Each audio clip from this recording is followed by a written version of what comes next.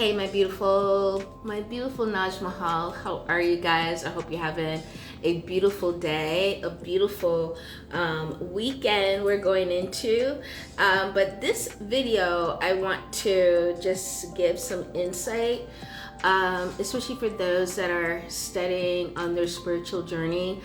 And I know for those that are awakening, you have a lot of questions, especially when it comes to religion. And I really want to point out something that I've gotten like so much insight on this, downloads on this, but I really want you to take a listen within yourself and question everything, okay? As you go on this journey of awakening, question everything. And speaking about awakening, just really quickly, I have a workshop that is launching very soon. It's my final workshop for the year, which is the 12D Merkaba Quantum Ascension Workshop. And this is where, when you're awakening, you're having a lot of questions and really want to understanding who you are, where you're coming from, really learning how to connect with your soul star, and really learning how to ascend into not only yourself, the information that you carry, the information that you brought with you, and also how that transcends and translate into the current life that you're living right now on this planet. And what does that mean? And really learning how to align with the source within you, and so much more. So it's not just the outer aspects of sacred geometry and understanding gateways and interstellar type of intelligence, but this is really how you take that and hone that and bring that into alignment with your life. So to get on the wait list, do that now. Go into my link, because those are in the wait list will get a private link to register. Registration is going to open only for those on the priority list on Tuesday, and you'll have that access to register and stuff before it goes public. And I would love for you to be on that list. So tap the link in my bio and you'll see it there, 12D Merkaba, and sign up today. All right? Okay. Let's get into this. Now, I want to start off with the Christian religion, and we'll do that in this video since I only have a few minutes left, but I really want to talk about this. And it goes back into Genesis. In Genesis chapter 1, okay? And I'm going to pull this up because this is where most people start with. I'm going to utilize the NIV version really quickly, okay? And then we can go to King James if you have the King James. But in chapter 1, it talks about the beginning, right? In the beginning, God created the heavens and the earth. That's verse 1. Now the earth was formless and empty. Darkness was over the surface of the deep, and the Spirit of God was hovering over the waters. Then we go into verse 3. God said, "Let there be light," and there was light. God saw that the light was good, and it separated the light from the darkness. God called the light day, and the darkness he called night. And there was evening, and there was morning the first day.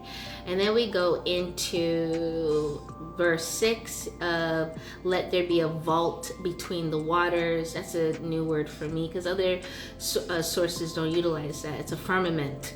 To separate water from water, right? Water from water. Now look at that, right? So God made the vault or the firmament and separated the water under the vault from the water above it. And so it was. So God called the vault the sky, and there was evening, and there was morning the second day. And it goes all the way from creating that. But then I want us to get into this particular section where he talks about creating in his own image. Okay, so I may have to do two parts or something. So in verse 26 it says, then God said, let us, so we know that there was more than one being there, let us make mankind in our image, in our likeness, so that they may rule over the fish in the sea and the birds in the sky, over the livestock and all the wild animals, and over all the creatures that move along the ground. So God created mankind in it shifts now in verse 27. So God created mankind in his own image. So they created a singular. First it was a plural, us. Then we went into a singular. Why is that, right? In the image of God, he created them, male and female, he created them. And God blessed them and said to them, be fruitful and increase in number, fill the earth and subdue it, rule over the fish, the birds in the sky, over the sea, over the creatures that move upon the ground. I give you every seed-bearing plant on the face of the whole earth, every tree that has fruit with seed in it, they will be yours for food. And to all the beasts of the earth and all the birds in the sky and the creatures that move along the ground, everything that has breath of life in it, I give every green plant for food. And so it was. So there's certain things here I really want to break down, and so we're going to break it down together if you have an NIV version, and we can also look at the King James version. But the part that I want us to start looking at is the history of this, right? Like, why do we need, why is this particular book in here? Why is it here? Why do we need it? Why do we have to have it? What was the real purpose of it? And I really want us to start questioning that. Like, the question is why? Why is this book here? Why does it have this documentation? And who's this documentation for? And this is where I really want you to look at, who is this documentation for? Because for many of us, it's not for us. This is based on the first book, which is the Torah, okay? The first 5 books of the Torah: Genesis, Exodus, Leviticus, Numbers, Deuteronomy. And the Torah has a history of coming from the certain aspects of the Jews. It wasn't all Jews. There's certain aspects of the Jews. And so you have to ask yourself, are you a Jew? Were you born a Jew? Were you born into the system of a Jew?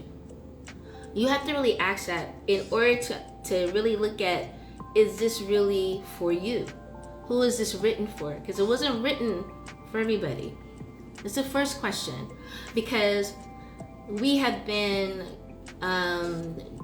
steeped in control and programming and massive layers of programming that has allowed people to think this has been always theirs, when it's absolutely not.